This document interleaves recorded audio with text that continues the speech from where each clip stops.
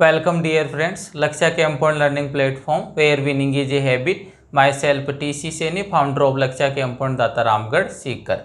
Last वाले lecture में अपन discuss कर रहे थे, कंप्लीट कर लिया था अपन ने preparation method of halo alkane and hello Erin.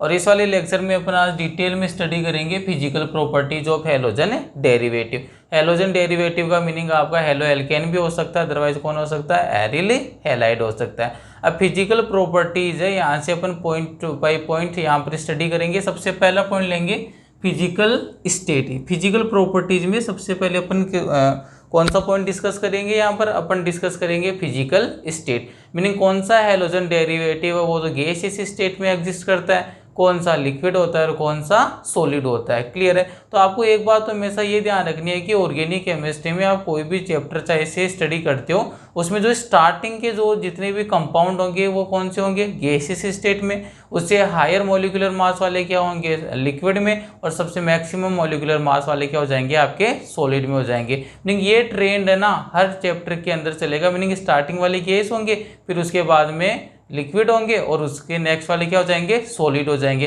तो वही फंडामेंटल जो कंसेप्ट अपन को यहाँ पर अप्लाई करना है, फिजिकल स्टेट। तो सबसे पहले देखते हैं फिजिकल स्टेट के अंदर अगर अपन बात करते हैं, जैसे ये एग्जांपल लिख देता हूँ मैं। एक तो हो गया आपका मिथाइल क्लोराइड हो गया, सेकेंड वाला हो गया आपका मिथाइल ब्रोमाइड हो गया, और इसके बाद में ethyl chloride meaning CH3 CH2Cl।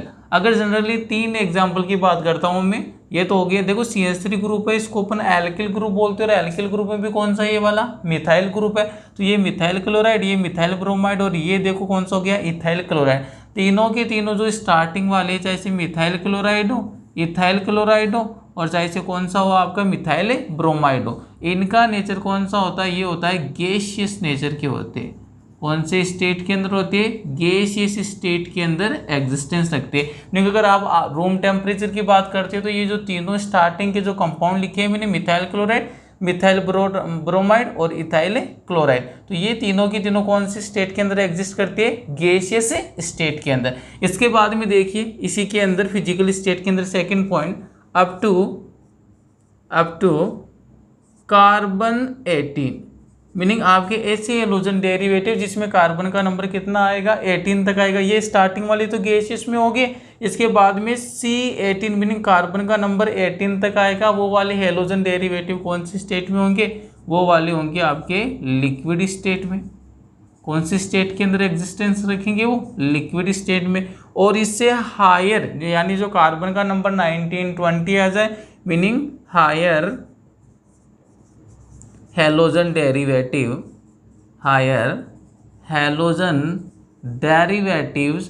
Are solid in nature.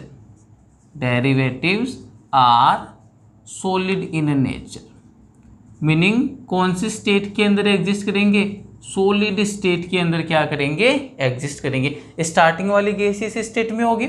इसके बाद में ये ध्यान रखना है कि इनके अलावा जितने भी कार्बन 18 के हेलोजन डेरिवेटिव होंगे कौन से स्टेट में होंगे, वो वाले आपके लिक्विड स्टेट में होंगे। और C18 से ग्रेटर आ जाए, हायर हेलोजन का मीनिंग क्या है, हायर हेलोजन का मीनिंग है more than C18। Meaning carbon 18 से अगर ज़्यादा नंबर में आ रहा है हेलोजन डेरिवेटिव के कंपाउंड, तो वो वाले भी कौन से स्टेट में होंगे, सॉलिड स्टेट में। स्टार्टिंग वाली गैसियस में, मिडल वाली लिक्विड में, और इससे मैक्सिमम वाले किस में हो जाएंगे, सॉलिड स्टेट में। क्लियर है। यहाँ से जनरली आपके RBC एग्जाम हो, CBSE एग्जाम हो, इनके अंदर क्वेश्चन नहीं बनता है, क्योंकि फिजिकल स्टेट से वो अपन को डील बहुत कम करवाता है। लेकिन ये आपको बेसिक नॉलेज पता होना चाहिए। स्टार्टिंग वाले गैसियस में होते हैं, मिडल वाले लिक्विड में होते हैं, और उससे आगे वाली किस में होती है, आपके सॉलिड में होती है। सॉलिड में कार्बन नंबर 18 से ग्रेटर देना है तो सॉलिड में हो जाएगा। अप टू यानी कार्बन का नंबर अगर आपके पास 18 तक है तो लिक्विड में हो जाएगा। और स्टार्टिंग के ये तीन ध्यान रख लेना, मिथाइल क्लोराइड, मिथाइल ब्रोमाइड और इथाइल क्लोराइड, ये कौन सी स्टेट में होती है, आपके गैसियस स्टेट में होती है। तो ये पहला पॉइंट क्लियर हो गया, कौन सा, फिजिकल स्टेट का। सेकेंड वाला ऑर्डर देखेंगे, फिजिकल प्रॉपर्टीज, उसमें अपन बात करेंगे ऑर्डर की। मीनिंग किस टाइप से इनकी स्मेल होती है, जो भी आपके हेलोजन डेरिवेटिव है कौन से कलर की होती है और किस टाइप की इनकी स्मेल होती है। तो आपको हमेशा ध्यान रखना है। अगर बात करते हैं अपन हेलोजन डेरिवेटिव के ऑर्डर की, तो आपको ये ध्यान रखना है कि जो भी आपके हेलोजन डेरिवेटिव है, पहली बात तो उनका जो ऑर्डर होता है वो कैसा होता है, स्वीट स्मेल आती है, स्वीट स्मेलिंग टाइप के कंपाउंड होते हैं। मीनिंग आपको ये ध्यान रखना, जो भी हेलोजन डेरिवेटिव है उनकी जो स्मेल वो कैसी होती है, स्वीट होती है, मीनिंग प्लीजेंट स्मेलिंग होती है। और सेकंड ये ध्यान रखना, ये सभी के सभी ऑलमोस्ट, मोस्टली लिख देता हूँ मैं यहाँ पर, क्यों, क्योंकि यहाँ पर जितने भी हेलोजन डेरिवेटिव है उनमें से मोस्ट के लिए मोस्टली इसी ट्रेंड को फॉलो करती है, मोस्टली कलरलेस। ये जरूर ध्यान रखना है, जितने भी आपके हेलोजन डेरिवेटिव है मोस्टली क्या होते हैं, कलरलेस होते हैं। और साथ में उनका ऑर्डर किस टाइप से होता है, उनकी कैसी स्मेल होती है, स्वीट स्मेल होती है। 2 पॉइंट डिस्कस कर लिए अपन ने, एक बार स्क्रीनशॉट ले लीजिए, फिर थर्ड वाला जो पॉइंट है डिस्कस करते हैं। अब यहाँ पर 2 पॉइंट कंप्लीट हो चुके हैं। एक तो देख लिया अपन ने फिजिकल स्टेट, जिसमें अपन ने ये आइडेंटिफाई किया है कि कौन सा तो लिक्विड स्टेट के अंदर एग्जिस्टेंस रखता है, कौन सा गैसियस स्टेट में, कौन सा सॉलिड स्टेट में। सेकेंड वाला देख लिया अपन ने ऑर्डर की, कौन की कलरफुल है या कलरलेस है, अदरवाइज इनकी स्मेलिंग किस टाइप से होती है। तो कैसे है, ये प्लीजेंट स्मेल है, अदरवाइज आप इसको बोलते हैं स्वीट स्मेलिंग कंपाउंड होते हैं हेलोजन डेरिवेटिव के। अब प्रॉपर्टी नंबर थर्ड अपन डील करेंगे, जो सबसे इंपॉर्टेंट है। देखिए प्रॉपर्टी नंबर थर्ड है आपके सोल्यूबिलिटी। फिजिकल प्रॉपर्टीज के अंदर ही डिस्कस कर रहे हैं अपन सोल्यूबिलिटी। अब आपको एक बात हमेशा ध्यान रखनी है, सोल्यूबिलिटी के अंदर अपन जब भी डील करेंगे, देखो कोई भी कंपाउंड अगर वो वाटर के अंदर डिजोल्व हो रहा है, मीनिंग वाटर के साथ कौन सा बॉन्ड का फॉर्मेशन करेगा, हाइड्रोजन बॉन्ड। ये वाली बात है, वो यूनिवर्सल ट्रूथ है। मीनिंग क्या कि जब भी आपके पास कोई भी कंपाउंड और अगर आप उसको डिजोल्व कर रहे हो किसके अंदर, वाटर, तो हमेशा ये ध्यान रखना है कि जो भी कोई भी आपके कंपाउंड है वाटर में डिजोल्व हो रहा है, मीनिंग पानी में घुल रहा है, तो उसके पीछे का लॉजिक क्या रहा होगा कि उस कंपाउंड ने वाटर के साथ कौन से बॉन्ड का फॉर्मेशन किया है, हाइड्रोजन बॉन्ड का। ये हमेशा ध्यान रखेंगे, कोई भी अगर आपके पास कंपाउंड पानी में डिजोल्व हो रहा है, वाटर में डिजोल्व हो रहा है, इसका मीनिंग क्या है, उसने वाटर के साथ कौन सा बॉन्ड का फॉर्मेशन किया, हाइड्रोजन बॉन्ड का फॉर्मेशन किया है। अब देखो लास्ट वाले लेक्चर में अपन देख चुके हैं कि जो आपका एल्किल हैलाइड है, एल्किल हैलाइड का मीनिंग क्या हो गया, RX हो गया। हेलोजन की क्या होती है, इलेक्ट्रोनेगेटिव ग्रेटर होती है, तो बॉन्ड की इलेक्ट्रॉन है किसकी ओर शिफ्ट हो जाते हैं, हेलोजन की ओर। मीनिंग इस पर पार्शियल नेगेटिव आता है, इस पर क्या आता है, पार्शियल पॉजिटिव। क्या कहना चाहता हूँ मैं, जो आपका CX बॉन्ड है ये कौन सी नेचर का होता है, पोलर नेचर का होता है। पहली बात तो ये आपको क्लियर होना चाहिए कि जो आपके एल्किल हैलाइड के अंदर या हेलोजन डेरिवेटिव में कार्बन जो हेलोजन बॉन्ड है वो कौन से नेचर का है, पोलर नेचर। और अपन ने देख रखा है क्या, सोल्यूबिलिटी प्रिंसिपल क्या बोलता है, same dissolve same. Meaning polar अगर कंपाउंड है तो कौन से सोलवेंट में डिजोल्व होगा, पोलर सोलवेंट में। अदरवाइज मान लीजिए आपके पास नॉन पोलर कंपाउंड है तो कौन से सोलवेंट में डिजोल्व होगा, नॉन पोलर सोलवेंट में। अगर आप इस वाले बॉन्ड के नेचर को देखते हो, कौन सा का, कार्बन और हेलोजन का, तो आपको यहाँ से क्या कंक्लूजन मिल रहा है कि बॉन्ड का नेचर कैसा है, पोलर नेचर है। कौन से सोलवेंट में डिजोल्व होना चाहिए, पोलर सोलवेंट में डिजोल्व होना चाहिए, और नॉन पोलर सोलवेंट में डिजोल्व नहीं होना चाहिए। लेकिन यहाँ पर देखो थोड़ी सी स्टोरी इसकी टेढ़ी है कि किस टाइप से इसकी स्टोरी अलग है, डिफरेंट है, वो बताता हूँ मैं आपको। देखो आपको ये ध्यान रखना कि अगर सोल्यूबिलिटी की बात करती है तो जो एल्किल हैलाइड है ना वो वाटर के अंदर इनसोल्यूबल है, पानी के अंदर डिजोल्व नहीं हो रही। तो फिर किस में डिजोल्व होंगे, वो डिजोल्व होते हैं आपके नॉन पोलर सोलवेंट, जैसे आपके बेंजीन हो गया, कार्बन टेट्राक्लोराइड हो गया, इनके अंदर क्या होते हैं, डिजोल्व होते हैं। अब ऐसा क्यों, अब आपको मैंने अभी बताया था कोई भी अगर आपके पास कंपाउंड है वो वाटर में डिजोल्व नहीं हो रहा है, इसका मीनिंग वो कौन से बॉन्ड का फॉर्मेशन नहीं कर रहा है, हाइड्रोजन बॉन्ड का फॉर्मेशन नहीं कर रहा है। तो यहाँ से सबसे पहला इंपॉर्टेंट पॉइंट यही बनेगा सोल्यूबिलिटी के अंदर क्या, halogen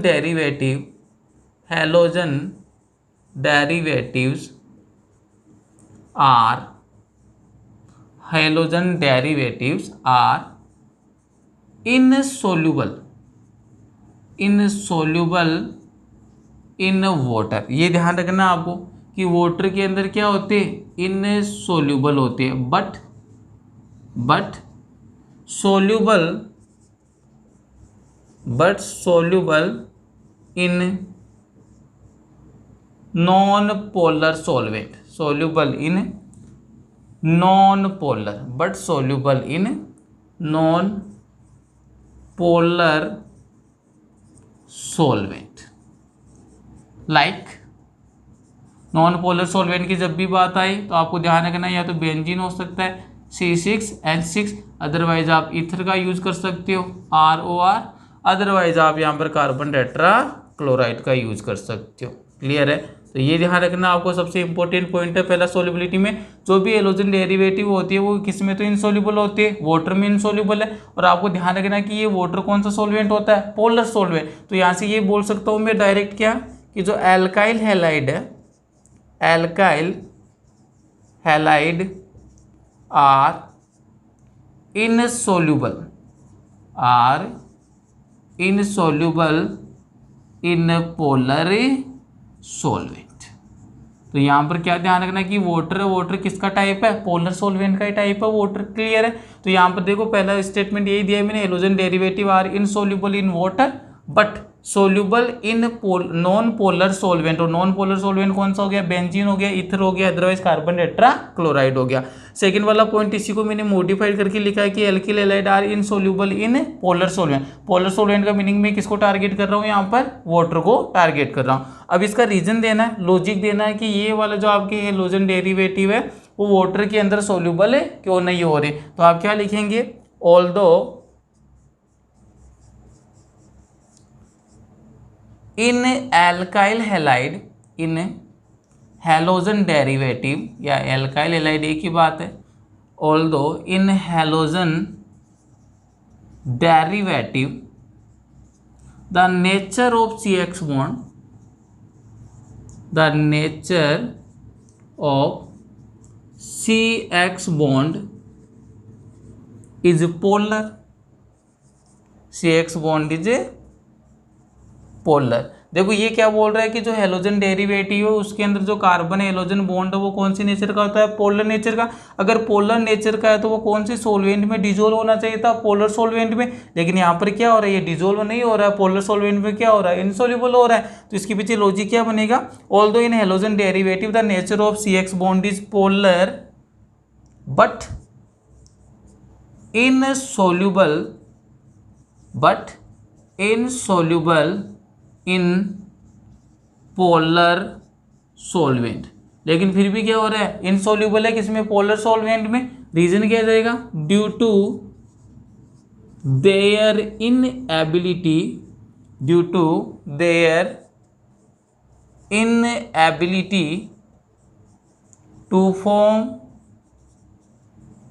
hydrogen bonds, to form hydrogen bonds with H2 water molecule. तो उसका सीधा सा आपको लॉजिक ये देना, और मैंने आपको स्टार्टिंग में बता दिया था कोई भी कंपाउंड है अगर वाटर में डिजोल्व होता है उसका मीनिंग वो वाटर के साथ कौन सा बॉन्ड का फॉर्मेशन कर रहा है, हाइड्रोजन बॉन्ड का। आपने क्लियर बोल दिया कि हैलोजन डेरिवेटिव है वो वाटर के अंदर सोल्यूबल नहीं हो रहा है, वाटर का मीनिंग क्या हो गया, पोलर सोल्वेंट। और पोलर सोल्वेंट में अगर डिजोल्व नहीं हो रहा है, सोल्यूबल नहीं हो रहा है, तो इसके पीछे क्या लॉजिक रहा होगा, क्योंकि उसने वाटर के साथ कौन सा बॉन्ड नहीं फॉर्म नहीं किया होगा, तो उसने हाइड्रोजन बॉन्ड का फॉर्मेशन नहीं किया होगा। तो ये इसका रीजन हो गया। कई बार ये वाला जो स्टेटमेंट है एग्जाम में पूछा जाता है क्या, कि जो आपका alkyl halide are polar in nature but insoluble in polar solvent, क्योंकि पोलर नेचर का तो कौन से सोल्वेंट में डिसोल्व होना चाहिए था, पोलर में, लेकिन ऐसा नहीं होता, इनसोल्यूबल होता है। तो इसके पीछे लॉजिक ये देना है कि क्या होता है यहाँ पर जो हैलोजन डेरिवेटिव है, their inability to form hydrogen bonds with H2O।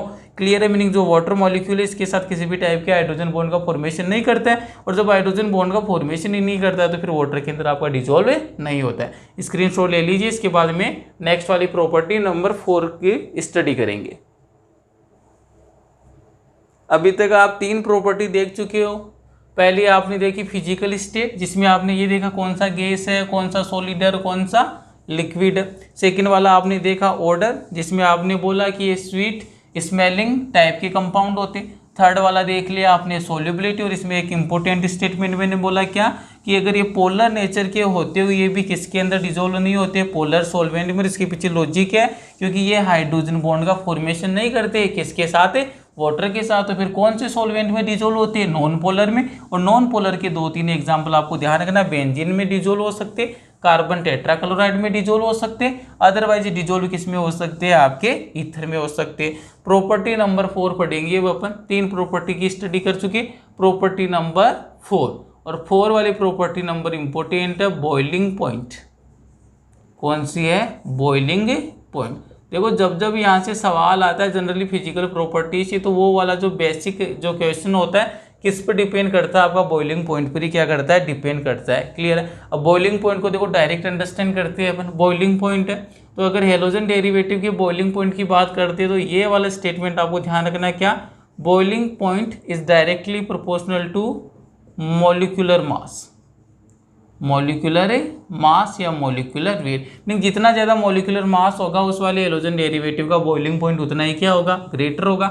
Second वाला important statement, boiling point inversely proportional to branching, ये ध्यान रखना है। अगर मान लीजिए कहीं पर ब्रांचिंग हो रही है, शाखाएं निकल रही है, तो उसके क्या होगा, इनवर्सली प्रोपोर्शनल है, मीनिंग व्युत्क्रमानुपाती है। और ये ब्रांचिंग वाला केस कहाँ पर लगेगा, केवल इन आइसोमर्स, इन आइसोमर्स। अगर आपको आइसोमर दिया हुआ है तभी कौन सा केस लगाना, ब्रांचिंग वाला, अदरवाइज आप पहले आंसर किससे निकालोगे, मॉलिक्यूलर मास से। तो बस दो ही बातों का ध्यान रखना आपको, तो क्या कि जो बॉइलिंग पॉइंट है हेलोजन डेरिवेटिव का वो क्या होता है, मॉलिक्यूलर मास के तो डायरेक्टली प्रोपोर्शनल है, और आपके जो ब्रांचिंग वाला कहाँ पर लगेगा, इन आइसोमर। क्लियर है। आइसोमर अगर आपको गिवन है तो उस वाले केस में कौन सा आपको केस लगाना है, ब्रांचिंग वाला। और ब्रांचिंग के देखो बॉइलिंग पॉइंट क्या हो रहा है, inversely proportional, boiling point is inversely proportional to branching. अब देखो इसके पीछे लॉजिक क्या है, पहले तो अपन ये देखते हैं। यही से एक बार सवाल आया हुआ है आपके आरबीसी एग्जाम के अंदर, क्या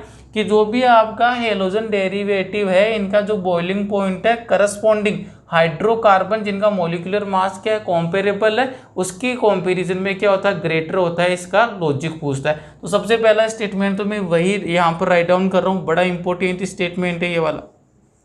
क्लियर है। यहाँ कंपैरिजन करवाता है आपको हाइड्रोकार्बन और हेलोजन डेरिवेटिव का, और कंपैरिजन में बस ये पूछता है कि जो बॉइलिंग पॉइंट है हेलोजन डेरिवेटिव का ग्रेटर होता है किसके कंपैरिजन में, कॉम्पेरेबल मॉलिक्यूलर मास ऑफ हाइड्रोकार्बन के कंपैरिजन में, और इसका लॉजिक पूछता है। तो ध्यान देना एक बार, इस लॉजिक को अंडरस्टैंड करवाने के लिए मैं एग्जांपल लेकर चलता हूँ। ये देखिए मैंने एक एग्जांपल लिया, जैसे CH3 CH2 और H, ये वाला तो क्या हो गया मेरा, हाइड्रोकार्बन है। अरे CH3 हो गया, हाइड्रोकार्बन है, कार्बन कार्बन के बीच में कौन सा बॉन्ड आ रहा है, सिंगल बॉन्ड, नहीं ये कौन सा एल्केन है, हाइड्रोकार्बन है। अब मान लीजिए अगर मेरे को इसको कन्वर्ट किस में करना है, हेलो एल्केन में। और आपको स्टार्टिंग जब अपने चैप्टर स्टार्ट किया था वहाँ पर क्या बोला था, अगर आपके पास वन और मोर हाइड्रोजन एटम का रिप्लेसमेंट किसके थ्रू कर दो, हेलोजन के थ्रू, तो यहाँ पर किसका फॉर्मेशन हो जाता है, हेलो एल्केन का। तो अगर मान लीजिए मैं इसको कन्वर्ट कर देता हूँ CH3 CH2 और इस हाइड्रोजन को रिप्लेस कर दिया, जैसे मान लीजिए मैंने क्लोरीन से, कंपैरिजन करवा रहा हूँ बॉइलिंग पॉइंट का हाइड्रोकार्बन वर्सेस किसके मिड में, ये तो हाइड्रोकार्बन हो गया, ये वाला कौन सा हो गया, halogen derivative meaning alkyl halide हो गया।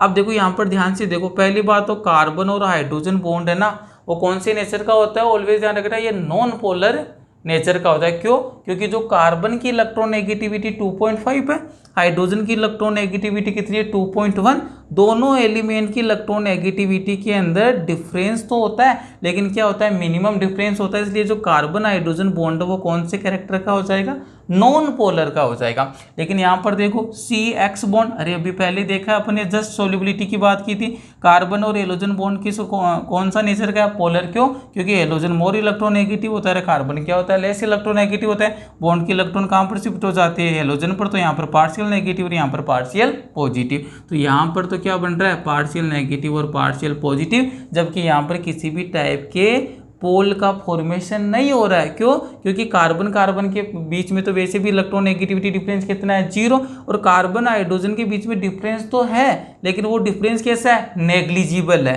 मीनिंग बहुत ही मिनिमम है, इसलिए यहाँ पर बॉन्ड है वो पोलर नहीं होगा। मीनिंग देखो पहला लॉजिक तो आपके पास आ गया, क्या, जो हेलोजन डेरिवेटिव का जो आपके पास बॉइलिंग पॉइंट ग्रेटर होगा उसका पहला रीजन तो क्या आ गया कि इनमें तो क्या होती है, पोलरिटी हाई होती है, और इनमें पोलरिटी क्या होती है, मिनिमम होती है। सेकेंड वाला देखो, अगर मैं इसके मॉलिक्यूलर मास की बात करता हूँ, CH3 CH2 ये वाला पार्ट तो दोनों में क्या ले रखा है मैंने, सेम ले रखा है। चेंज कहाँ पर करवा रहा हूँ, यहाँ पर हाइड्रोजन है और यहाँ पर कितना क्या है, क्लोरीन है। हाइड्रोजन का जो मॉलिक्यूलर मास कितना होता है, 1 होता है, और क्लोरीन का जो मॉलिक्यूलर मास कितना होता है, 35 पॉइंट समथिंग होता है। तो आपको क्या ध्यान रखना है कि यहाँ पर देखो हाइड्रोजन जिसका मॉलिक्यूलर मास कितना है 1, इसको रिप्लेसमेंट किससे किया है मैंने, हेलोजन से, जिसका मॉलिक्यूलर मास कितना है 35। मीनिंग यहाँ पर अगर दोनों का मैं कंपेरिजन करूँ तो मॉलिक्यूलर मास किसका ग्रेटर होगा, हेलोजन डेरिवेटिव का, क्योंकि यहाँ पर हाइड्रोजन को रिप्लेस करके आपने किसको पुट किया है, क्लोरीन का। तो सेकंड वाला लॉजिक क्या आ जाएगा कि जो भी हेलोजन डेरिवेटिव है उनका मॉलिक्यूलर मास क्या होता है, ग्रेटर होता है। और यहाँ पर देखो मॉलिक्यूलर मास ग्रेटर है तो बॉइलिंग पॉइंट भी क्या होता है, ग्रेटर होता है। तो ये वाला जो स्टेटमेंट है इन दोनों का कंपैरिजन करवा कर आप इजीली अंडरस्टैंड कर सकते हो।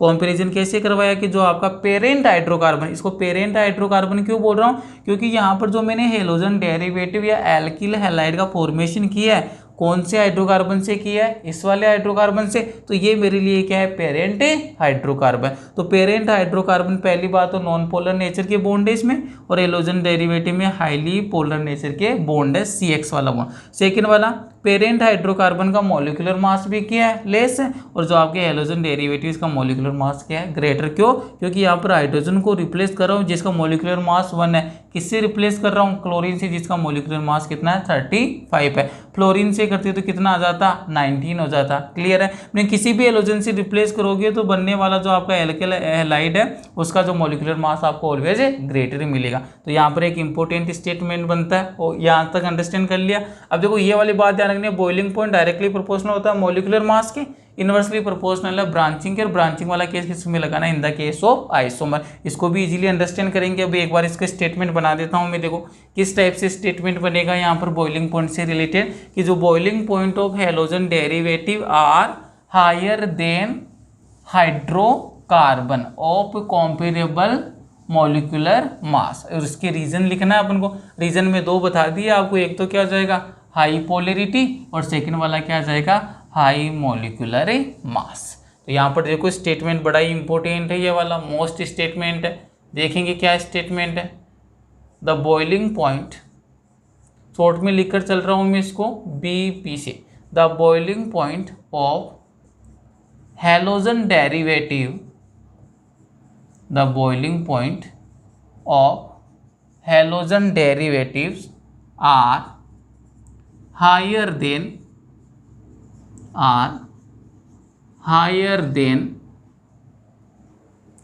parent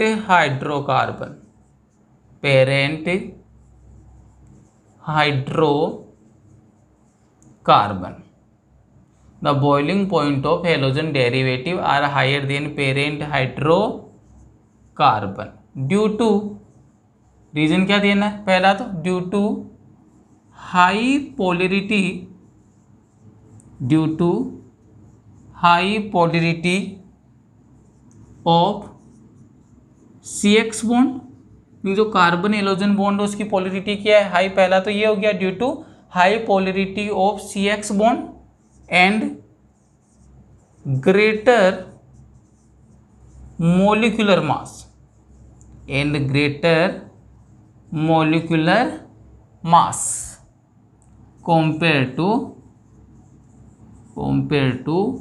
parent hydrocarbon,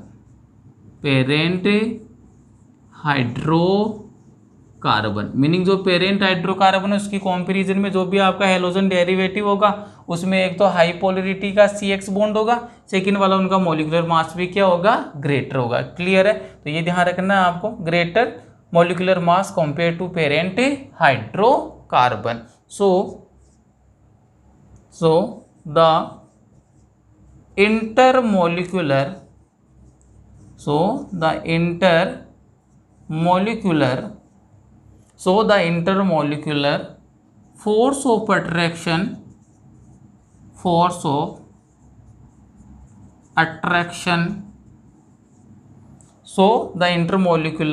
force of attraction, अब ये इंटरमोलिकुलर फोर्स ऑफ अट्रैक्शन कौन कौन सा हो सकता है, ध्यान रखना आपको। या तो ये होगा डाइपोल डाइपोल का अट्रैक्शन हो सकता है, अदरवाइज ये आपके हो सकता है van der Waals attraction.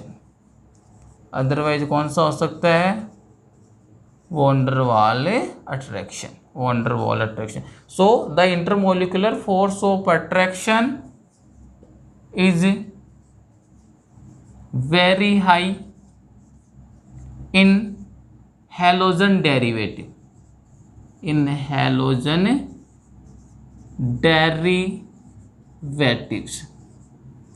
and halogen derivative and halogen derivatives having high boiling point, high boiling point. ये हो गया क्लियर। इंपॉर्टेंट स्टेटमेंट है ये वाला क्या, कि जो बॉइलिंग पॉइंट है आपके हेलोजन डेरिवेटिव का मीनिंग मेरा क्या है, alkyl halide otherwise aryl halide, दोनों ही आ सकते हैं, हेलो एल्केन भी आ सकता है और हेलो एरिन भी आ सकता है। Are higher than the parent hydrocarbon, दोनों रीजन मैंने समझा दिया आपको।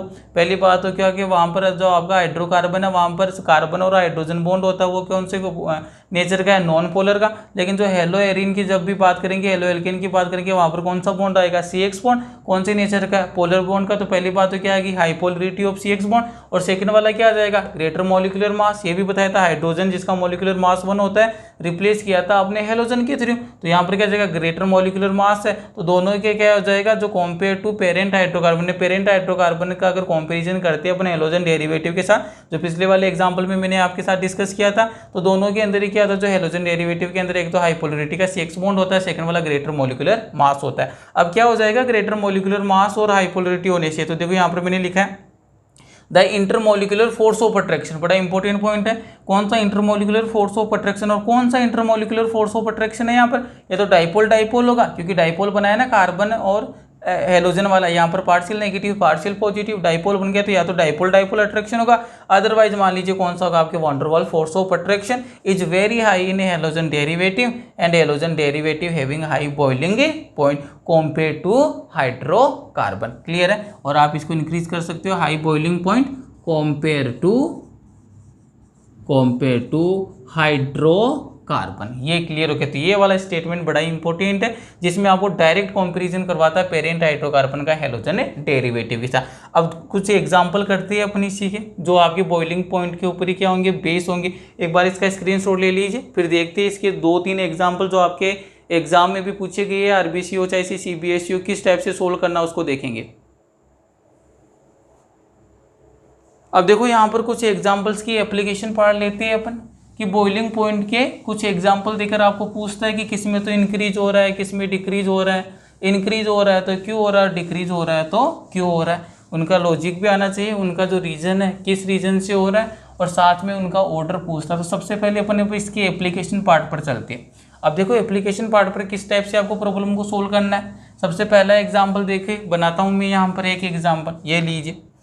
ये आपको सबसे पहला आपको ये एग्जाम्पल दे दिया, जैसे CH3Cl, फिर बोल दिया आपको CH3CH2Cl, फिर बोल दिया आपको CH3CH2 ब्रोमीन, और उसके बाद में आपको बोल दिया CH3F। अब देखो ये वाला आपको एग्जाम्पल दे दिया है, क्लियर। ये क्वेश्चन लिख देता हूँ मैं, और आपको पूछा क्या है, इंक्रीजिंग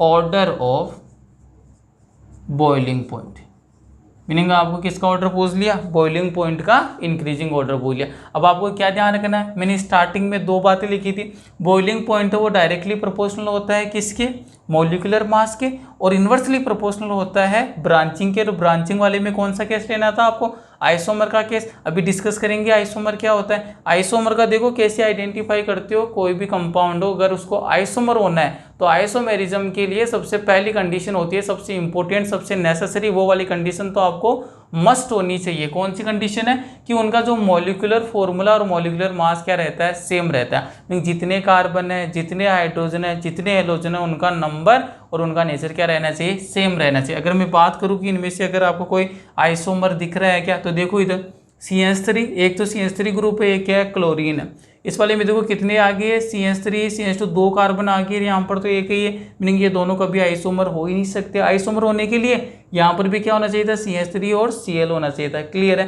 मीनिंग अगर यहाँ पर आपको एक ही बात ध्यान रखनी है, अगर मॉलिक्यूलर फॉर्मूला और मॉलिक्यूलर वेट सेम नहीं है तो वो कभी भी आइसोमर नहीं हो सकते। सेम यहाँ पर देखो CH3 CH2 यहाँ तक तो सेम है, लेकिन यहाँ पर क्लोरीन है, यहाँ पर क्या ले लिया, ब्रोमीन। दोनों का मॉलिक्यूलर फॉर्मूला क्या है, डिफरेंट है, नहीं ये भी दोनों क्या नहीं है, आइसोमर नहीं है। सेम बात यहाँ पर कौन सा हेलोजन आ रहा है, फ्लोरीन, और यहाँ पर तो ग्रुप भी कौन सा आ रहा है, मिथाइल, मीनिंग यहाँ पर आइसोमर वाला केस ही नहीं है। जब आइसोमर वाला केस ही नहीं है तो क्या अप्लाई करना है आपको देखो केस ही इसका हिंट प्रोवाइड करवा रहा हूँ मैं, किस टाइप से आपको क्वेश्चन का सॉल्यूशन देना। हिंट क्या हो जाएगा, boiling point is directly proportional to molecular mass otherwise molecular weight. Clear है, मॉलिक्यूलर मास और मॉलिक्यूलर वेट के क्या होता है, डायरेक्टली प्रोपोर्शनल होता है। और आपको अच्छे से पता है 17 ग्रुप के अंदर कौन कौन से एलिमेंट आते हैं, ये देखिए फ्लोरीन, क्लोरीन, ब्रोमीन और आयोडीन। आपने अच्छे से सीख रखा है कि जब भी आप किसी ग्रुप में अप टू डाउन मूव करते तो उनका एटॉमिक नंबर क्या होता है, इंक्रीज होता है। एटॉमिक नंबर इंक्रीज हो गया तो एटॉमिक मास भी क्या होगा, इंक्रीज होगा। मीनिंग सबसे ज़्यादा एटॉमिक मास आयोडीन का, फिर ब्रोमीन का, फिर क्लोरीन का, फिर फ्रोमीन, फिर किसका आ जाएगा, फ्लोरीन का। अब आइए इसको डिस्कस करते हैं। जैसे ये पहला, सेकंड, थर्ड और फोर्थ, 4 एग्जाम्पल डायरेक्टली प्रोपोर्शनल किसके, मॉलिक्यूलर मास। और मॉलिक्यूलर मास का मीनिंग क्या होगा, जितने ज़्यादा नंबर में कार्बन होंगे और जितने ज़्यादा नंबर में हेलोजन होंगे उसका मॉलिक्यूलर मास उतना ही क्या होगा, हाई होगा। तो आइए सबसे पहले डिस्कस करते हैं। देखो कार्बन का जो मॉलिक्यूलर मास कितना होता है, 12 होता है, लेकिन फ्लोरीन का 18 होता है, इसका कितना होता है, 35। मीनिंग क्या हो रहा है, ऑलमोस्ट डबल होता हुआ जा रहा है। क्लियर है। तो आपको ये ध्यान रखना है कि जहाँ पर सबसे पहले तो आपको हेलोजन को देखना है कि कौन सा हेलोजन है, क्लोरीन, क्लोरीन, फ्लोरीन और ब्रोमीन। क्लियर है। नहीं कौन आ रहा है, ब्रोमीन। देखो फ्लोरीन और क्लोरीन की कंपैरिजन में ब्रोमीन का मॉलिक्यूलर मास क्या होगा, बहुत ही ज़्यादा होगा, वेरी हाई होगा। तो सबसे ज़्यादा बॉइलिंग पॉइंट, और साथ में देखो इसके पास कितने कार्बन है, 1 और 2 कार्बन। क्लियर है। नहीं इसके पास भी 2 कार्बन है लेकिन कौन आया, क्लोरीन। इसके पास 2 कार्बन है लेकिन कौन आया, ब्रोमीन। मॉलिक्यूलर मास ज़्यादा किसका होगा, ब्रोमीन का। तो बॉइलिंग पॉइंट भी ज़्यादा किसका हो जाएगा, ब्रोमीन वाले का। तो अगर यहाँ पर आप बॉइलिंग पॉइंट का ऑर्डर देना चाहते हो, बॉइलिंग पॉइंट, तो ऑर्डर क्या हो जाएगा, सबसे ज़्यादा किसका हो गया आपका बॉइलिंग पॉइंट, सबसे ज़्यादा बॉइलिंग पॉइंट हो गया आपके CH3CH2Br का। ये लीजिए CH3CH2Br, 1 नंबर पर तो ये आ गया आपका। अब देखो सेकंड नंबर पर कौन आएगा, 2 कार्बन 1 ब्रोमीन है। यहाँ पर देखो 2 कार्बन 1 क्लोरीन है, यहाँ पर 1 कार्बन 1 क्लोरीन है, यहाँ पर 1 कार्बन 1 फ्लोरीन है, लेकिन यहाँ पर 2 कार्बन और 1 क्लोरीन है। तो ये सेकंड नंबर पर ये आ गया CH3CH2 और Cl। थर्ड नंबर पर कौन आ जाएगा, अब यहाँ पर देखो मिथाइल और क्लोरीन। देखो मिथाइल तो यहाँ पर भी सेम है और मिथाइल तो यहाँ पर भी सेम है। डेविएशन कौन करेगा, यहाँ पर क्लोरीन और वहाँ पर क्या है, फ्लोरीन। ज़्यादा मॉलिक्यूलर मास किसका है, फ्लोरीन और क्लोरीन में से क्लोरीन का। तो जहाँ पर मॉलिक्यूलर मास जितना ज़्यादा होगा उसका बॉइलिंग पॉइंट भी क्या होता है, ग्रेटर होता है। तो फिर कौन आएगा, CH3Cl। और सबसे मिनिमम अगर आपका बॉइलिंग पॉइंट है वो किसका हो जाएगा, CH3F का हो जाएगा। समझ में आया। बॉइलिंग पॉइंट डायरेक्टली प्रोपोर्शनल किसके होता है, मॉलिक्यूलर मास के। क्लियर है। और यहाँ पर आप क्या लिख देंगे कि यहाँ पर अगर आप लेफ्ट टू राइट जा रहे हैं तो मॉलिक्यूलर मास इंक्रीज हो रहा है तो बॉइलिंग पॉइंट पे क्या हो जाएगा, इंक्रीज हो जाएगा। लिख देता हूँ मैं यहाँ पर क्या, अगर लेफ्ट टू राइट जा रहे हो तो बॉइलिंग पॉइंट क्या हो रहा है, इंक्रीज हो रहा है। ऐसा क्यों हो रहा है, क्योंकि जो मॉलिक्यूलर मास है, मॉलिक्यूलर मास ये भी क्या हो रहा है आपका, इंक्रीज हो रहा है। और मॉलिक्यूलर मास इंक्रीज होने से क्या हो जाएगा, जो आपके attraction force of van der Waal वो क्या हो जाएगा, इंक्रीज हो जाएगा। तो यहाँ पर क्या लिख सकते हो आप, attraction force of van der Waal ये लिख सकते हो। क्लियर है। तो यहाँ पर आप एक और ऐड कर सकते हो क्या, कि the force of attraction, force of attraction, और फोर्स ऑफ अट्रैक्शन कौन सा है, van der Waal, van der Waal, force of attraction van der Waal, ये भी क्या हो रहा है, इंक्रीज हो रहा है। तो ये ध्यान रखना आपको क्या, कि जो मॉलिक्यूलर मास इंक्रीज होने पर बॉइलिंग पॉइंट इंक्रीज एक्चुअल में क्यों हो जाता है, क्योंकि वहाँ पर कौन सा फोर्स इंक्रीज हो जाता है, force of attraction van der Waal. Meaning जो आपके फोर्स ऑफ अट्रैक्शन कौन सा लगेगा, वॉन डर वॉल फोर्स लगेगा, वो भी क्या होता है, इंक्रीज होता है। तो बॉइलिंग पॉइंट क्या हो जाएगा, इंक्रीज हो जाएगा। पहला क्वेश्चन सोल्व कर लिए। अब सेकंड वाला क्वेश्चन देखेंगे, स्क्रीनशॉट ले लीजिए एक बार इसका। अब देखो जो यहाँ पर मैंने बोला था बॉइलिंग पॉइंट 2 फैक्टर पे डिपेंड करेगा, एक तो मॉलिक्यूलर मास पर, वो वाला फैक्टर अपन ने सोल्व कर लिया।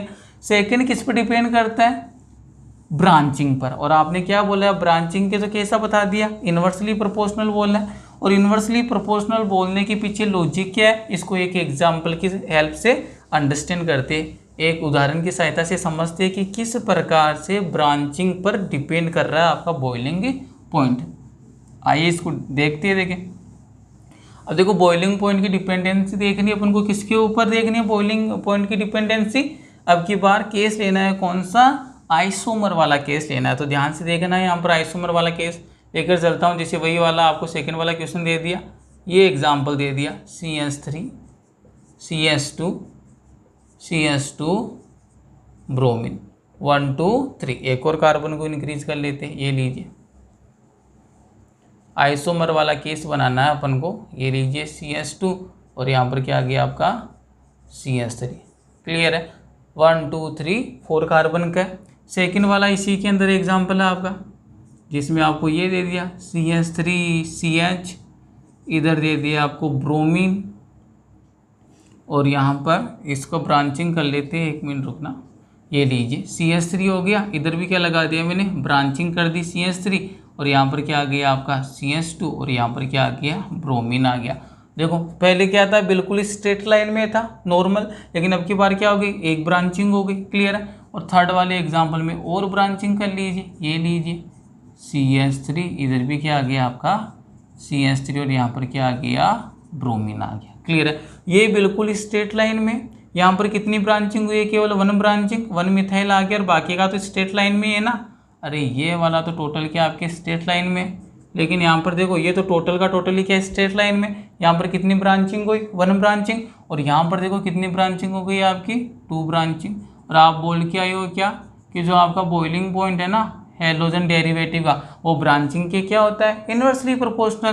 तो यहाँ पर आपको आंसर कैसे मिलेगा इस वाले क्वेश्चन का, जिसमें ब्रांचिंग जितनी ज़्यादा उसका बॉइलिंग पॉइंट उतना ही कम। लेकिन चेक क्या करना है, केस कौन सा होना चाहिए, इन द केस ऑफ आइसोमर। अब आपको कैसे पता चलेगा आइसोमर है या नहीं है, इसके लिए मैंने आपको एक ही बात बता रखी है क्या, कि अगर मान लीजिए जो भी आपको कंपाउंड दे रखे उनमें कार्बन का नंबर, हाइड्रोजन का नंबर और हेलोजन का नंबर सेम है, तभी आपको आइसोमर का केस अप्लाई करना, अदरवाइज आप आइसोमर का केस एप्लीकेबल नहीं कर सकते। तो ध्यान से देखो, पहले वाले एग्जाम्पल के अंदर कितना कार्बन है, 1 2 3 4 कार्बन है।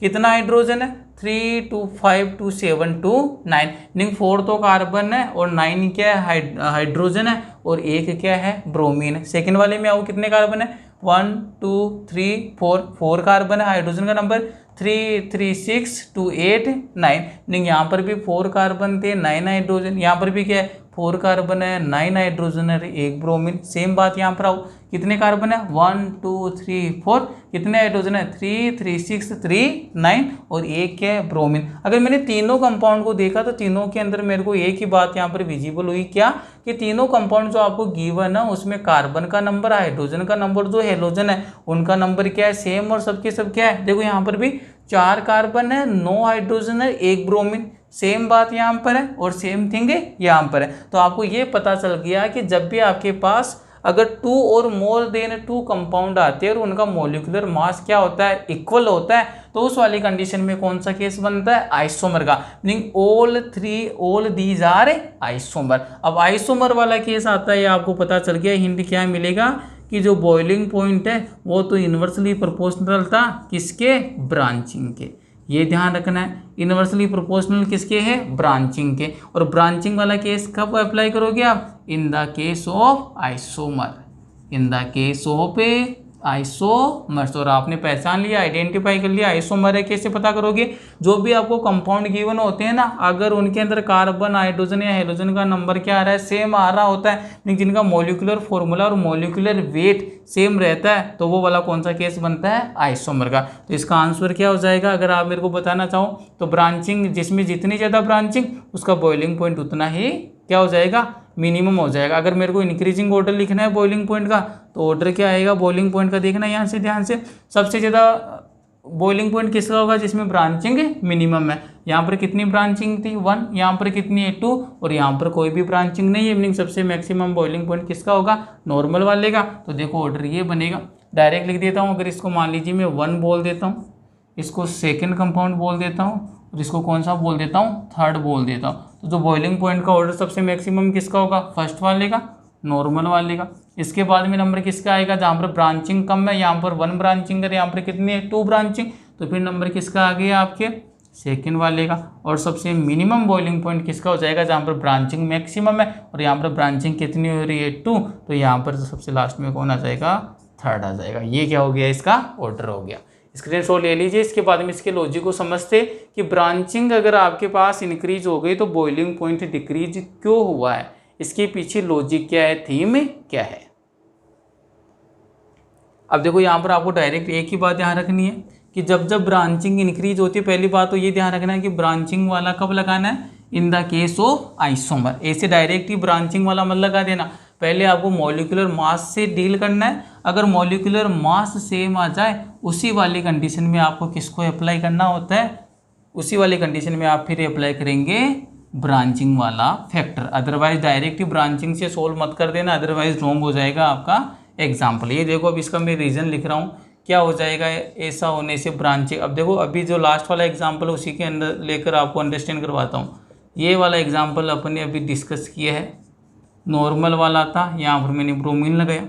इसके बाद में क्या किया था, मैंने ब्रांचिंग करवा दी थी CH और यहाँ पर क्या लगा दिया था CH3, क्लियर है। और यहाँ पर क्या आ गया था आपका CH2Br। और थर्ड वाले एग्जाम्पल में तो मैंने और ब्रांचिंग करवा दी थी, लेकिन इधर भी CH3 था, इधर भी क्या था CH3 और इधर क्या था आपका ब्रोमीन था। अब एक बात आप ध्यान से देखो, अगर ये पहला वाला कंपाउंड की बारे में बात कर रहा हूँ, नॉर्मल है, तो देखो कितना सरफेस एरिया को ऑक्यूपाई कर रहा है, इतना सरफेस एरिया ले रहा है। सेकेंड वाले में जैसे ब्रांचिंग हुई, कितना सरफेस एरिया को कवर किया, इतना। मीनिंग पहले वाले के कंपैरिजन में अगर ब्रांचिंग इंक्रीज हो रही है तो सरफेस एरिया क्या हो रहा है, डिक्रीज हो रहा है।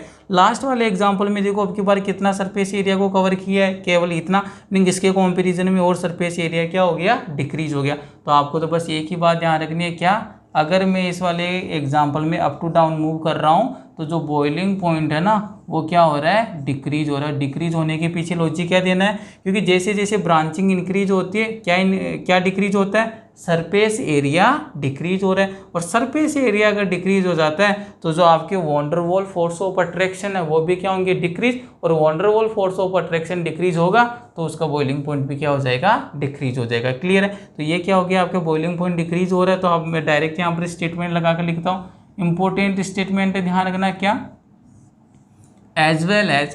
पहले तो ये ध्यान रखना कौन से केस की बात करूंगा मैं, in the case of isomer. तो ये ध्यान रखना आपको क्या, in the case of isomer, in the case of isomer as well as, in the case of isomer branching increase, in the case of isomers branching increase as well as, short में लिखकर चलाऊं मैं, branching increase as well as surface area decrease। ये ध्यान रखना है, अगर branching increase हो रही है, ये देखो पहले यहाँ पर 0 ब्रांचिंग, एक ब्रांचिंग, उसके बाद में कितनी ब्रांचिंग हो गई, 2 ब्रांचिंग। तो यहाँ पर सरफेस एरिया देखो इतना कवर किया, सरफेस एरिया डिक्रीज हुआ, और यहाँ पर सरफेस एरिया और डिक्रीज हो गया। तो ये स्टेटमेंट लिखा है, in the case of isomer branching increase as well as surface area decrease. अब सरफेस एरिया डिक्रीज होने से क्या हो जाएगा, ये ध्यान रखना है, वॉन्डरवॉल फोर्स ऑफ अट्रैक्शन, यहाँ डायरेक्ट लिख देता हूँ मैं, van der Waals force of attraction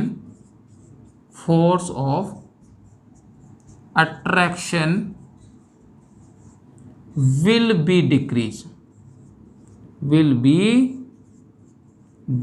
meaning जो वॉन्डरवॉल फोर्स ऑफ अट्रैक्शन है वो भी क्या होगा, डिक्रीज। और जब भी आपका van der Waals force of attraction decrease हो जाएगा तो बॉइलिंग पॉइंट भी क्या हो जाएगा, डिक्रीज हो जाएगा।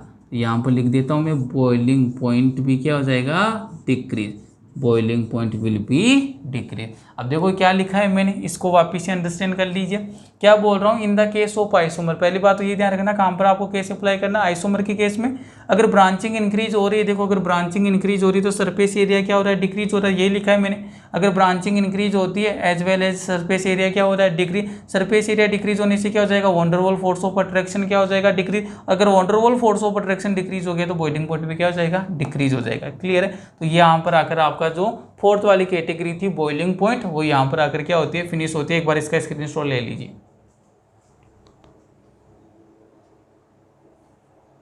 अब देखो यहाँ पर अपन 4 प्रॉपर्टी डिस्कस कर चुके हैं हैलोजन डेरिवेटिव की, जिसमें आपने फिजिकल स्टेट देख लिया, ऑर्डर देख लिया, बॉइलिंग पॉइंट देख लिया और क्या देख लिया, सोल्यूबिलिटी। अब एक तो पॉइंट बचता है आपके डेंसिटी का, क्लियर है, डेंसिटी से डील करना है बस, फिर ये कंप्लीट हो जाएगी आपकी फिजिकल प्रॉपर्टी।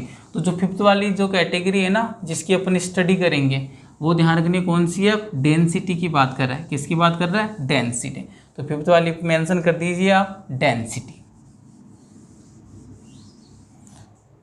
ये देखिए, अब देखो एक सवाल, डेंसिटी पर जाने से पहले एक सवाल देता हूँ मैं आपको, बॉइलिंग पॉइंट का ऑर्डर पूछ लेता हूँ क्योंकि इस टाइप का क्वेश्चन बन सकता है। आगे ये लीजिए, CH3 CH2 CH2 ब्रोमीन। एक तो पहले मेरे पास ये, सेकेंड वाला मेरे पास ये वाला कंपाउंड है CH3 CH2 CH2 CH2 और आयोडीन, क्लियर है।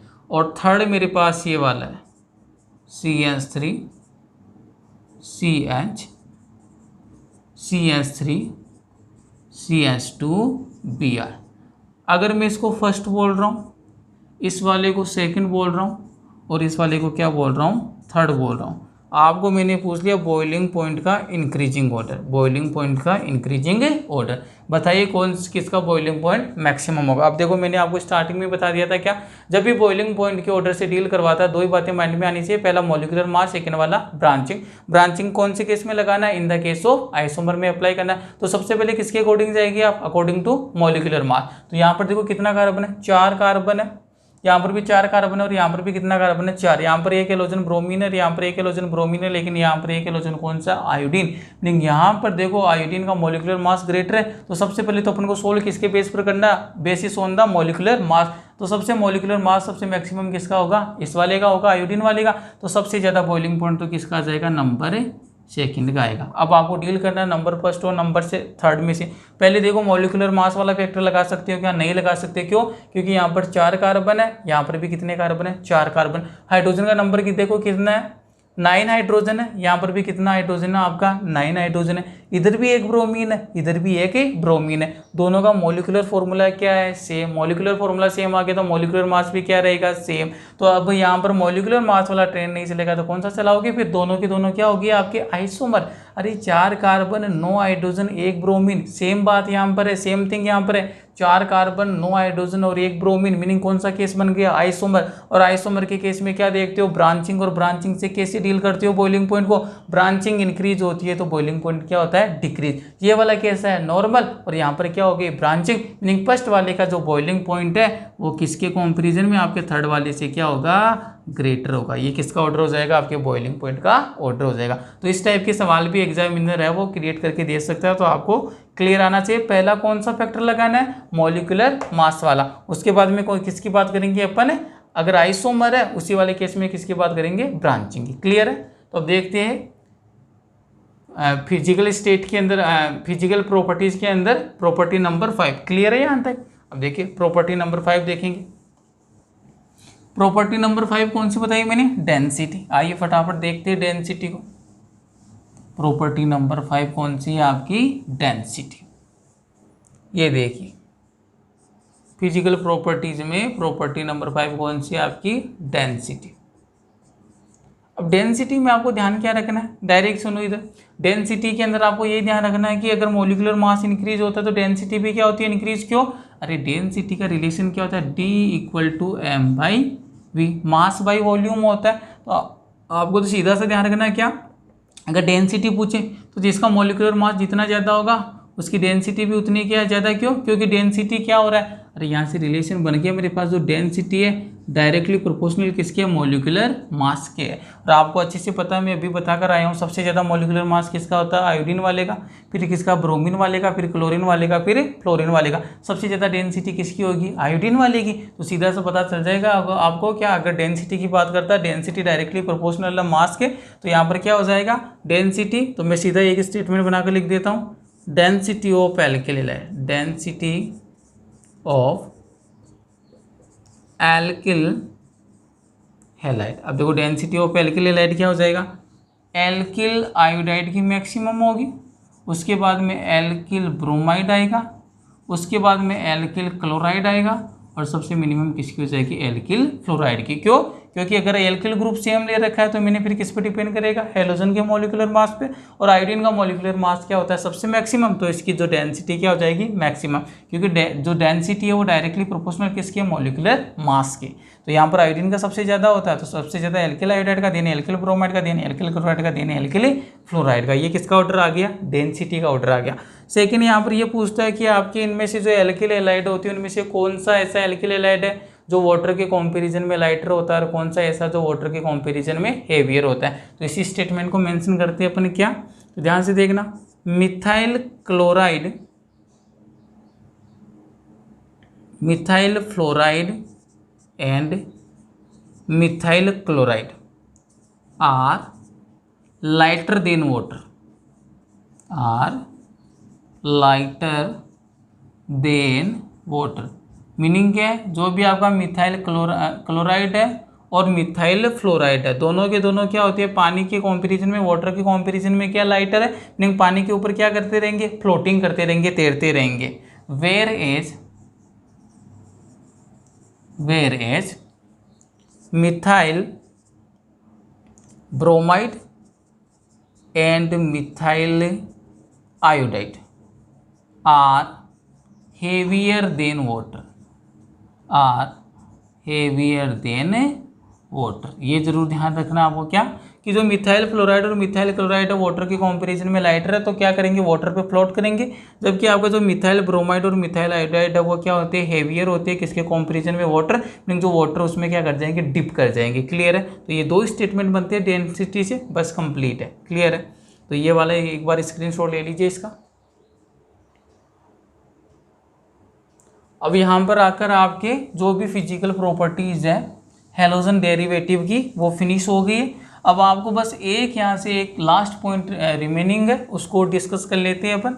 वो वाला पॉइंट है हेलो एरिन के रेस्पेक्ट में, मीनिंग अब की बार आपको हेलो एरिन के रेस्पेक्ट में बताना है कि किसका तो बॉइलिंग पॉइंट ग्रेटर होता है, किसका मेल्टिंग पॉइंट ग्रेटर होता है। क्लियर है, हेलो एल्किल हैलाइड के केस में तो बॉइलिंग पॉइंट और मेल्टिंग पॉइंट है डायरेक्टली प्रोपोर्शनल होता है आपके किसके, मॉलिक्यूलर मास के, और इन्वर्सली प्रोपोर्शनल किसके था, आपके ब्रांचिंग। कौन से केस में, इन द केस ऑफ आइसोमर। अगर बात करते हैं अपन, यही बात किसके लिए करें, हेलोजन डेरिवेटिव के लिए, तो उस वाले केस में आपको कैसे देखना, ध्यान से देखना, ये वाला एग्जाम्पल बड़ा इंपॉर्टेंट है। हेलो एरिन है और उसमें अब की बार आइसोमर लिया है इस टाइप का। क्लियर है, सेकेंड वाला कंपाउंड ये है आपका, जिसमें क्लोरीन है वो मेटा पोजीशन पर है, और थर्ड वाले एग्जाम्पल में क्या हो जाएगा, थर्ड वाले एग्जाम्पल में जो क्लोरीन है वो कौन सी पोजीशन पर है, पैरा पर है।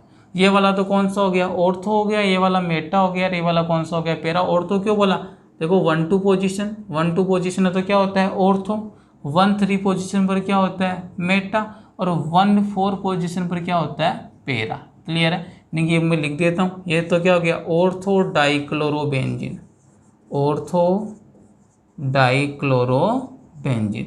ये कौन सा हो जाएगा, मेटा डाइक्लोरोबेंजीन, मेटा डाइक्लोरोबेंजीन। और थर्ड वाला कौन सा हो जाएगा, पैरा पोजीशन पर है, तो ये हो गया आपका पैरा डाइक्लोरोबेंजीन, पैरा डाइक्लोरोबेंजीन। अब देखो यहाँ पर 2 ऑर्डर आते हैं।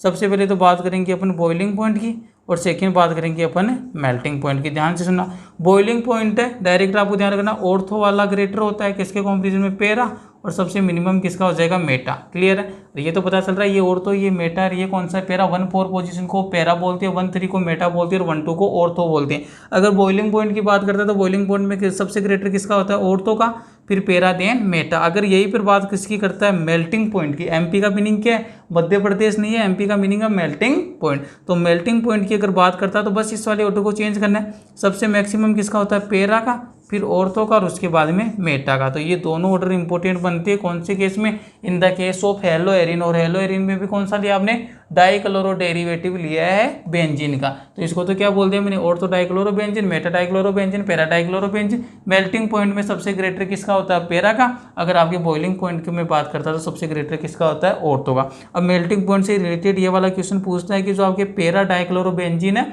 उसका मेल्टिंग पॉइंट है वो ऑर्थो के कंपैरिजन में ग्रेटर है। इसका रीजन क्या है, तो रीजन सुन लो, यही पैरा वाले में देखो क्या है, अगर आप इसको कट करते हो, जैसे इसको आपने आधा काट दिया तो ऊपर वाला पार्ट और नीचे वाला पार्ट भी क्या है, सेम है। और साथ में अगर आपको इससे वर्टिकल आपने इसको कट कर दिया तो दोनों पार्ट क्या है, इक्वल अमाउंट में क्या होते हैं, डिस्ट्रीब्यूट होते हैं, लेकिन दोनों पार्ट क्या बन रही है, सेम। लेकिन ऑर्थो वाले में देखो अगर आपने इसको इस टाइप से काटा तो इधर तो क्लोरीन आ गया लेकिन इस साइड क्लोरीन नहीं आया है, क्लियर है। सेकेंड वाला अगर आप इसको हॉरिजॉन्टल कट करते हो तो ऊपर तो 2 क्लोरीन आ गए, नीचे एक भी क्लोरीन नहीं है। मीनिंग पहला पॉइंट क्या हो जाएगा, मेल्टिंग पॉइंट पैरा डाइक्लोरोबेंजीन का ग्रेटर क्यों, क्योंकि इसके अंदर क्या है, सिमेट्री है। क्या है, सिमेट्री। आप इसको चाहे हॉरिजॉन्टल कट कीजिए अदरवाइज वर्टिकल कट कीजिए, दोनों में क्या ये क्या ऑब्टेन कर रहा है, सिमेट्री। तो पहला रीजन क्या हो जाएगा, due to the higher symmetry of para dichlorobenzene. अब सिमेट्री होने से क्या हो जाएगा, जो भी इसका लेटिस बनेगा ना क्रिस्टल का, उसमें क्या हो जाएगी, इसकी क्लोज पैकिंग हो जाएगी। और क्लोज पैकिंग हो गई तो van der Waals force of attraction increase हो गया, और van der Waals force of attraction increase हो गया तो मेल्टिंग पॉइंट पे क्या हो जाएगा, इंक्रीज हो जाएगा। मीनिंग मेरे को इन दोनों का कंपैरिजन करवाना, ऑर्थो और पैरा का, किसके रेस्पेक्ट में, मेल्टिंग पॉइंट के रेस्पेक्ट में। एक बार इसकी स्क्रीनशॉट ले लीजिए फिर इसका लॉजिक लिखते हैं। क्या रीजन है कि जो पैरा वाला है, मीनिंग जो पैरा डाइक्लोरोबेंजीन है, उसका मेल्टिंग पॉइंट ऑर्थो डाइक्लोरोबेंजीन के कंपैरिजन में ग्रेटर होता है। अब देखिए इसका डायरेक्ट आंसर लिखता हूं मैं, इंपॉर्टेंट है, ध्यान से देखना इसको। क्या है, किसका ग्रेटर है, पैरा का। तो यहाँ पर देखो बड़ा इंपॉर्टेंट स्टेटमेंट है। स्टेटमेंट क्या बनेगा, the melting point of para dichlorobenzene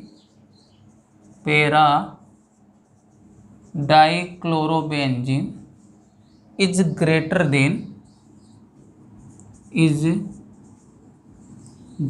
then ortho dichlorobenzene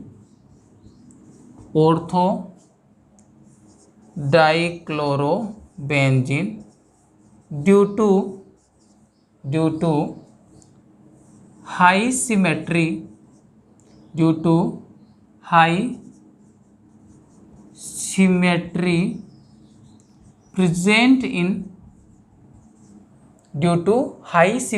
present in para dichlorobenzene.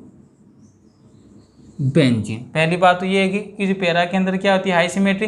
चाहे हॉरिजॉन्टल कट करो इसको आप, हॉरिजॉन्टल, चाहे सिर्फ वर्टिकल, दोनों पार्ट क्या हो रहे हैं, इक्वल। तो पहले तो क्या हो जाएगी, due to high symmetry present in para dichlorobenzene.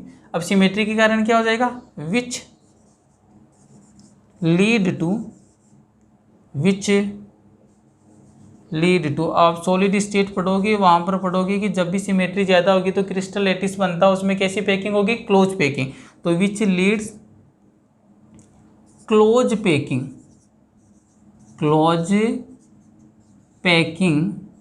In crystal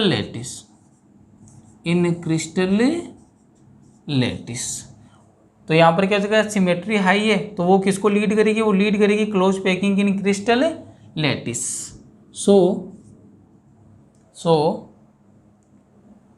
the melting point of para dichlorobenzene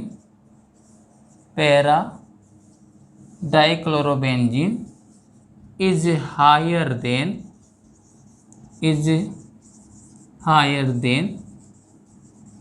its orthoisomer meaning ortho के कंपैरिजन में क्या हो जाएगा, इसका ग्रेटर हो जाएगा। एक ही बात ध्यान रखना, ऑर्थो और पैरा का कंपैरिजन। पहली बात तो पैरा वाले में क्या है, सिमेट्री है। सिमेट्री आने से क्या हो जाएगी, क्लोज पैकिंग होगी। किस में होगी, क्रिस्टल लैटिस में। अगर क्लोज पैकिंग हो जाती है क्रिस्टल लैटिस में तो उसका मेल्टिंग पॉइंट भी क्या हो जाएगा, ग्रेटर हो जाएगा। यही लॉजिक है कि जो आपका जो पैरा डाइक्लोरोबेंजीन है उसका मेल्टिंग पॉइंट ऑर्थो डाइक्लोरोबेंजीन की कंपैरिजन में क्या होता है, ग्रेटर होता है। ये स्टेटमेंट आपको ध्यान रखना है, क्लियर है। स्क्रीनशॉट ले लीजिए एक बार इसका। अब यहाँ पर आप आकर आपके जितने भी फिजिकल प्रॉपर्टीज़ थे वो आकर फिनिश होती है। नेक्स्ट वाले लेक्चर में अपन स्टार्ट करेंगे chemical properties of halogen derivative, meaning किस टाइप की रिएक्शन देता है, जैसे SN1 रिएक्शन क्या है, SN2 रिएक्शन क्या है, किस टाइप से मैकेनिज्म होती है, इसके बारे में डिस्कस करेंगे। इस वीडियो को ज़रूर लाइक कीजिए, अगर आपने चैनल को सब्सक्राइब नहीं कर रखा है तो सब्सक्राइब कीजिए और साथ में अपने क्लासमेट है कलीग से उनको ज़्यादा से ज़्यादा शेयर कीजिए। क्लियर है? अगर आपको यहाँ से कुछ नॉलेज मिला है, केमिस्ट्री का कुछ सीखने को मिला है तो ज़रूर चैनल को सब्सक्राइब कीजिए और बेल आइकन को ज़रूर दबा दीजिए, जैसे नया वीडियो अपलोड होता है आपके पास नोटिफिकेशन आ जाए। Thank you.